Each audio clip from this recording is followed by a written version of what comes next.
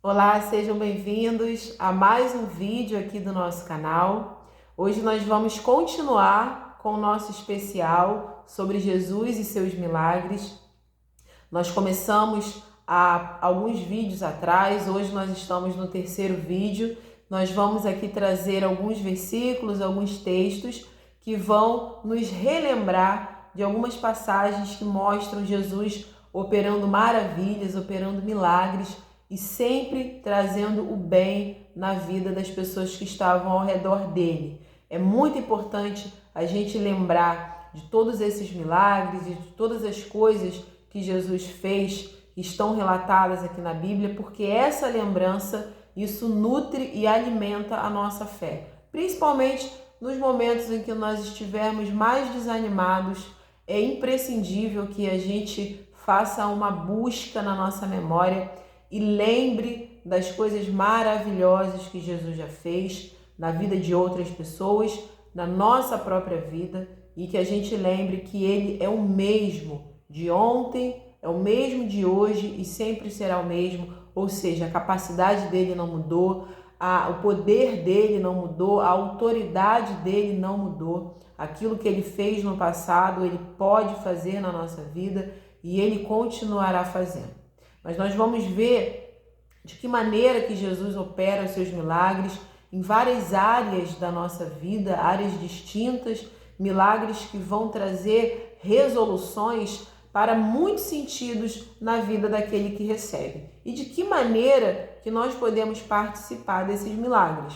Porque nós precisamos compreender que o poder é de Deus, Deus exerce os seus milagres, seja na pessoa dele mesmo ou na pessoa do seu Filho, Jesus Cristo, mas nós precisamos lembrar de algo muito importante. Deus, ele deseja ter uma interação com o ser humano. Ele deseja ter um relacionamento ativo conosco. Isso implica também nos milagres que ele realiza. E nós vamos ver isso ao longo dos vídeos. Nós já vimos essa participação do homem nos milagres de Jesus no vídeo que nós colocamos ontem aqui no canal. É só você dar uma procurada aí. E nos próximos vídeos que Deus permitir que nós coloquemos aqui também desse especial de Jesus e seus milagres, nós vamos ver como é importante em alguns momentos que o homem participe sim de uma maneira ativa dos milagres que Jesus tem para operar na nossa vida.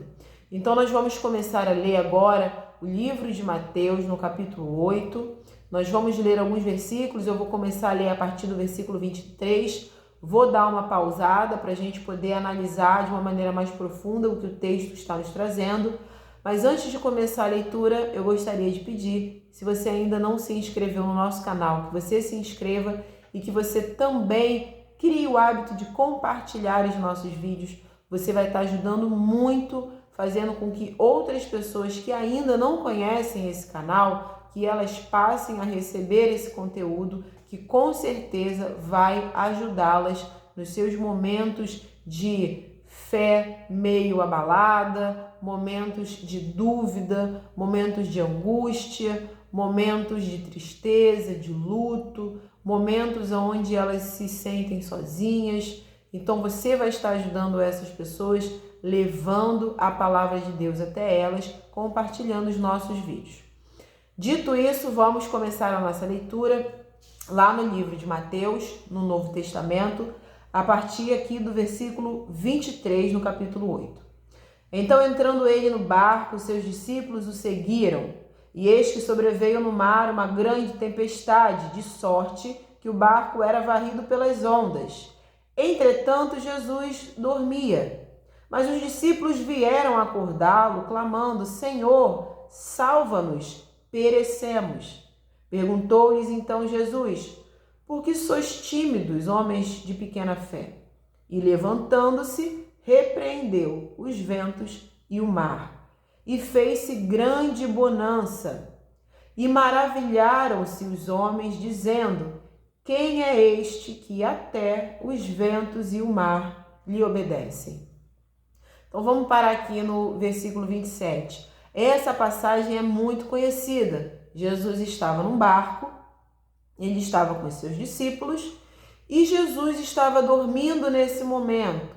O texto vai dizer que houve ali uma grande tormenta, muitos ventos fortes, as ondas estavam muito agitadas e, obviamente, os discípulos começaram a temer pela própria vida. Eles começaram a temer que eles poderiam morrer com toda aquela situação extrema. Mas o texto faz questão de mencionar: Jesus estava dormindo. Então aqueles homens, eles vão até Jesus e eles vão acordá-lo. E eles vão questionar: Senhor, nós vamos morrer. O Senhor não vai fazer nada? Nós estamos numa situação aqui tão complexa. É como se eles estivessem falando: Senhor, o Senhor está aí dormindo? Olha o que está acontecendo aqui ao nosso redor. E Jesus, ele vai meio que devolver esse questionamento aos seus discípulos quando ele diz o seguinte: por que vocês são tímidos, homens de pequena fé? Essa timidez que Jesus está mencionando não é a timidez de uma pessoa acanhada, de uma pessoa introvertida. Não é esse tipo de timidez. Essa timidez que Jesus se refere é a mesma que nós vemos lá no final do livro de Apocalipse, naquela seleção de pessoas que não herdarão o reino dos céus e que serão lançadas no lago que arde com fogo e enxofre. Ali tem algumas pessoas, ali tem feiticeiros, ali tem assassinos, ali tem mentirosos e ali em algumas versões tem tímidos. Esse tipo de timidez é a mesma que Jesus está falando. Não é a timidez daquela pessoa acanhada, de poucas palavras. É uma timidez de covardia, aquela coisa de uma pessoa medrosa, uma pessoa covarde. É esse tipo de timidez que Jesus está questionando. Por que vocês são medrosos, covardes? Por que vocês são tímidos? É nesse sentido que Jesus está falando e vai chamá-los de homens de pequena fé. Jesus, ele vai associar automaticamente o grande medo com uma fé que não é quase nada. Então nós podemos aqui pegar essa primeira observação. O próprio Jesus, ele faz essa ligação entre medo e fé. Aquele que se entrega ao medo, ele não consegue desenvolver uma fé plena e amadurecida. Então Jesus, como o texto nos mostra, ele vai repreender. Depois de repreender os seus discípulos, ele vai repreender o vento e o mar. E o texto diz que ali vai ser gerado, vai ser criado naquele ambiente uma grande bonança, aquela paz, aquela tranquilidade. Os discípulos, vendo aquela situação, eles vão ficar tão maravilhados, tão admirados com aquilo, que eles vão ali se questionar: quem é esse homem? Quem é esse que até mesmo os ventos e o próprio mar obedecem a ele, obedecem a sua palavra, obedecem a sua voz? Que homem é esse? Então nós podemos aqui observar que nesse episódio específico, Jesus operou um milagre diretamente na natureza para contribuir com o bem-estar, com o sossego, com a paz, com a segurança da vida daquelas pessoas. Jesus, ele pode operar um milagre em qualquer esfera. Nós vimos em vídeos anteriores Jesus operando milagre na parte da saúde da vida de algumas pessoas. Hoje nós estamos vendo nesse momento Jesus operando um milagre diretamente na natureza para reverberar na vida daqueles homens. Nós vamos ver agora, na sequência, um novo episódio onde Jesus ele vai operar um outro tipo de milagre e de que maneira que esse milagre vai ser aplicado na vida daquelas pessoas que vão ser mencionadas nesse texto. Então nós vamos continuar aqui a partir do versículo 28.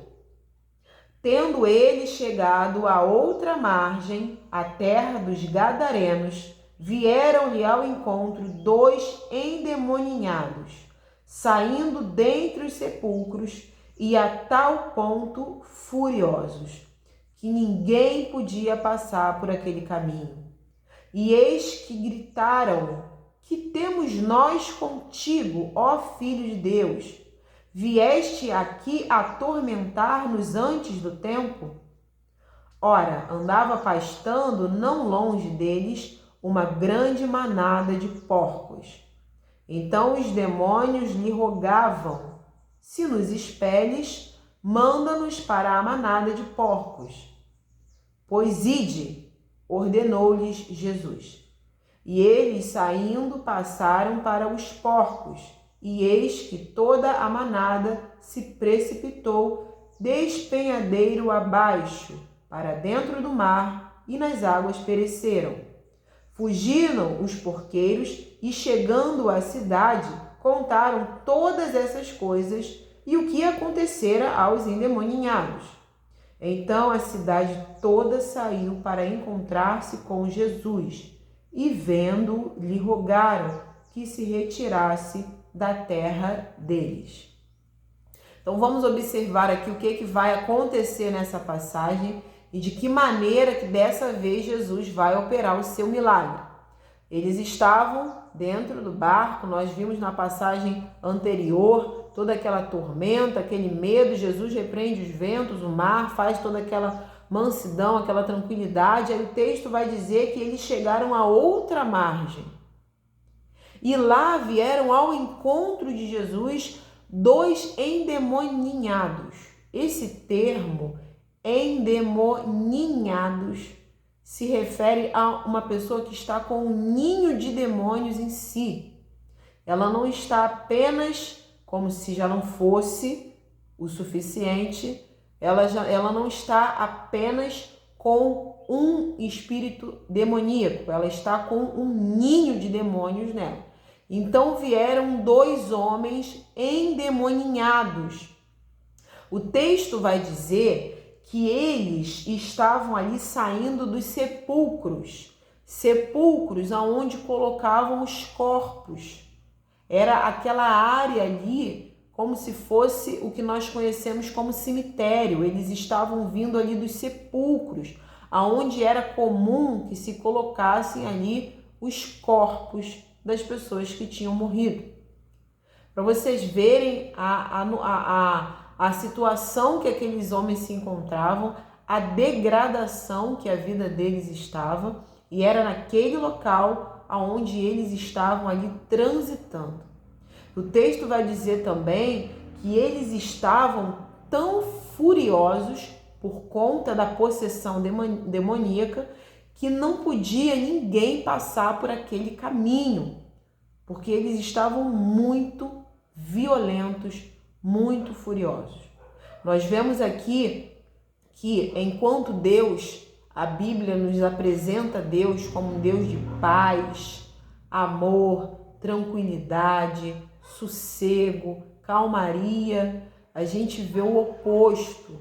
Aquilo que vem das trevas, aquilo que vem do diabo é perturbação, é violência, é aquela agitação, aquela falta de controle, toda aquela perturbação, toda aquela fúria, toda aquela coisa raivosa. Então a gente vê como a vida daqueles homens estava tão degradada naquele momento.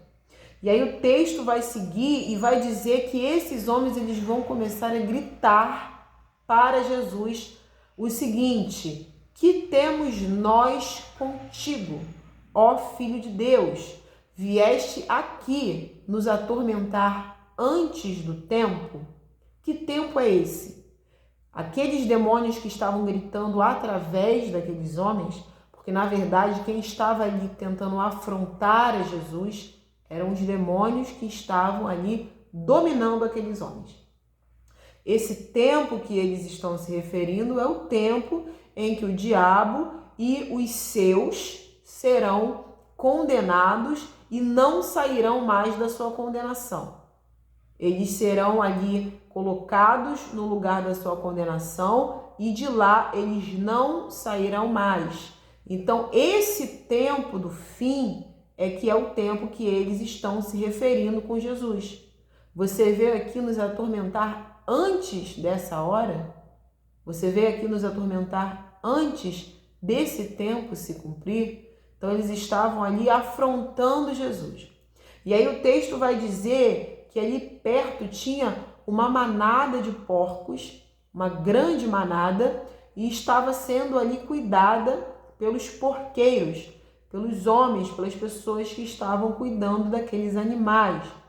E os demônios que estavam dentro daqueles endemoninhados, que saíram dos sepulcros, os demônios eles vão ali rogar, eles vão pedir autorização a Jesus para que eles pudessem entrar naqueles porcos. Algo que a gente pode aqui destacar também, fazer uma observação, até mesmo os demônios se submetem à autoridade de Deus. Eles identificaram em Jesus a filiação de Jesus. Eles sabiam que ali eles estavam diante do Messias, diante do Deus encarnado. Eles estavam diante do Filho de Deus. E eles vão então pedir autorização a Jesus para que eles pudessem entrar naquela manada de porcos. Eles vão falar: se nos expeles, manda-nos entrar na manada de porcos. Ou seja, se nos expulsa desses homens, pelo menos permita que entremos naqueles porcos. E Jesus vai dar uma ordem: ide, vão. Aí você pode parar para pensar: poxa, mas coitados dos animais, eles também não merecem receber aquela infestação de demônios, coitados dos porcos.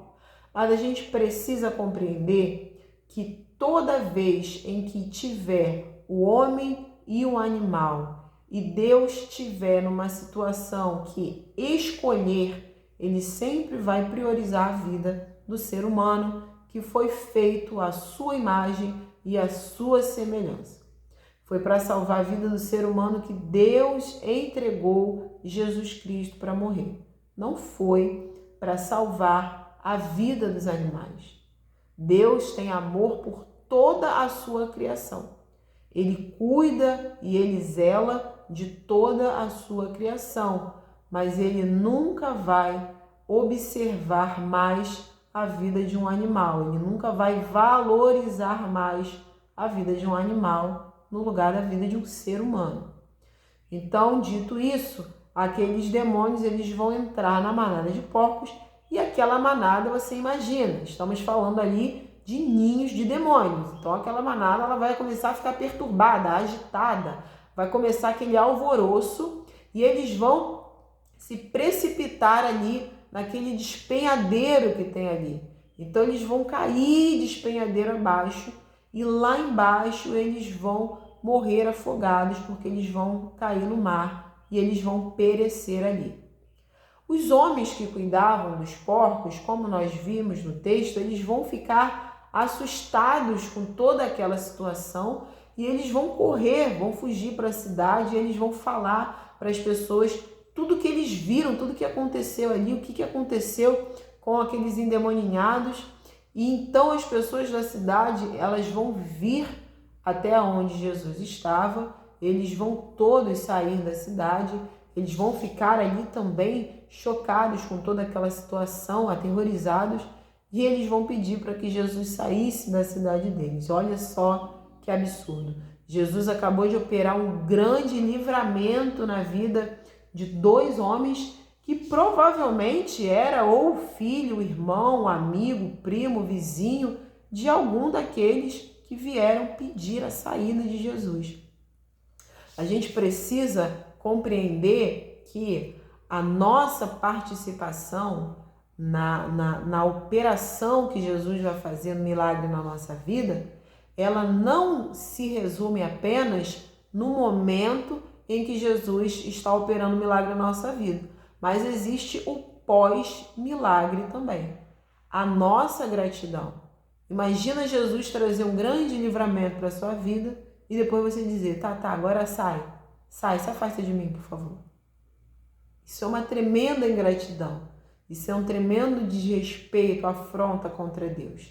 Então isso também fica de observância para nós. Sempre que o Senhor trouxer algo para a nossa vida que nós pedimos que Ele trouxesse, algo que nós estávamos precisando e Ele realizou na nossa vida, nós precisamos também exercer a gratidão. Não apenas verbalizando, Senhor, muito obrigada e te dou graças. Não é uma gratidão apenas verbalizada, é uma gratidão vivida. Nós precisamos de fato viver gratos a Deus por aquilo que Ele faz na nossa vida. Então olha de que maneira que Jesus ele vai operando os milagres em muitas áreas da nossa vida. Imagina como devia estar a situação daqueles homens, há quanto tempo eles deviam estar naquela situação. Como que a vida deles já não existia mais, a sua vida social, porque o texto vai dizer que não dava nem para chegar perto deles, nem dava para passar no caminho onde eles estavam, tamanha a fúria que eles estavam, a violência com que eles estavam agindo. Então eles já não tinham mais uma vida social, eles já não podiam mais estar ali se socializando, fazendo parte ali do coletivo. Muito provavelmente eles já nem mais estavam habitando nas suas residências, tendo contato com seus familiares. Eles também não tinham como trabalhar naquele estado. Eles não tinham mais dignidade. Porque imagina que situação constrangedora, né? Vexatória, as pessoas passando e vendo aqueles homens ali no meio dos sepulcros, muitas vezes ali aqueles corpos já em decomposição, um lugar fétido, um lugar ali horrível de se estar, e eles ali transitando como se estivessem transitando em ruas de campos, de praças, de flores e árvores, e eles ali transitando, fazendo daquilo que era incomum, comum para eles. Então imagina que a vida deles estava em todas as áreas totalmente prejudicada, com a sua família, com a questão financeira, o seu emprego, os seus amigos, a sociedade, a sua vida religiosa, a sua própria saúde, a sua dignidade. Todas as áreas da vida daqueles homens estavam abaladas. Então, quando Jesus ele vem para trazer aquela expulsão, para libertar aqueles homens, ele fez muito mais do que restaurar a vida espiritual deles. Jesus ele trouxe literalmente uma vida nova para aqueles homens.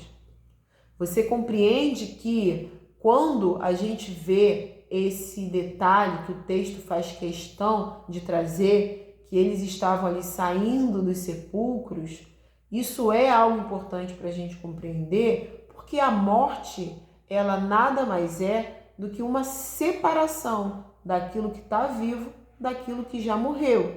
É uma separação e não existe união, não existe ali nenhuma mistura entre aquilo que ainda está vivo e aquilo que está morto. É uma separação definitiva. Então, quando aqueles homens fisicamente vivos estão habitando no meio de sepulcros, aonde se colocavam ali corpos, pessoas que já tinham morrido, a gente vê que Jesus ele trouxe uma vida para aqueles homens novamente. Imagina que triste uma pessoa que fica ali habitando entre os túmulos, entre os sepulcros. Você não imagina que isso de fato seja uma vida, né? Uma vida com qualidade, uma vida com dignidade para nenhum ser humano, para ninguém. E Deus ele traz para a nossa vida também através dos seus milagres uma oportunidade de nós podermos viver de novo. Não necessariamente começar do zero, né? Mas a partir do momento em que nós recebemos o milagre de Deus, através dele ou através da pessoa de Jesus, nós temos sim a possibilidade daquele momento em diante de vivermos algo novo, diferenciado, de podermos experimentar situações melhores, de podermos ter novas oportunidades através daquele milagre que Deus trouxe na nossa vida. É muito importante também a gente sempre destacar a diferença de milagre e mágica. A função da mágica é enganar o seu público, deixá-lo entretido. É aquele show de ilusionismo. Cria-se ilusões ali que de fato não são verdadeiras. Você mexe com o imaginário das pessoas. Você faz com que elas acreditem que elas viram o que não viram. Você faz com que elas acreditem que uma cor, na verdade, é outra cor, e na verdade não é. Então, a mágica, ela tem essa função, trabalhar na imaginação da pessoa, trazer coisas ilusórias. Outra coisa completamente diferente são os milagres. São coisas que o ser humano não tem a capacidade de fazer, de reproduzir por si mesmo. São coisas que a ciência não consegue explicar. São coisas que muitas vezes não existem comprovações. São coisas que elas operam diretamente na nossa fé. Então a gente precisa deixar isso bem claro, porque o próprio Jesus falou que existem sim coisas que são impossíveis dos seres humanos realizarem, mas para Deus todas as coisas são possíveis. Essas coisas que Jesus falou, que o ser humano não consegue, mas Deus consegue, é o que nós consideramos como milagres. São coisas que Deus faz e que só Ele realmente consegue fazer. Então, que você receba essa mensagem e que isso anime a sua fé. Talvez você esteja passando um momento da sua vida onde você esteja sentindo um pouco de dificuldade de manter a sua fé animada, de manter a sua fé mais viva, pulsando. Isso é normal, todos nós temos esses momentos onde a nossa fé ela dá uma enfraquecida mesmo. Mas algo muito importante para nutrir nosso ânimo, a nossa esperança, a nossa fé, é nós lembrarmos dos milagres que Jesus já operou. Tanto aqueles que estão mencionados na Bíblia, como aqueles que Ele operou na vida das pessoas que nós conhecemos, que nós tomamos conhecimento na nossa própria vida. Faça o exercício de anotar. Lembra das coisas que Deus fez na sua vida, coisas impossíveis que só Deus foi capaz de fazer. Coisas maravilhosas que o Senhor já realizou na sua vida. Anota num papel, faz uma lista e depois você vai lendo item por item. Isso vai trazer um ânimo para a sua vida, isso vai renovar, isso vai reabastecer a sua fé.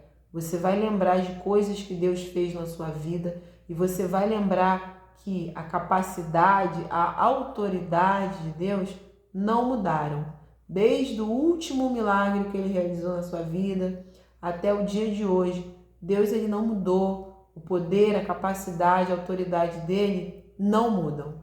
Então eu gostaria de deixar essa mensagem para você e pedir que você também compartilhe esse vídeo.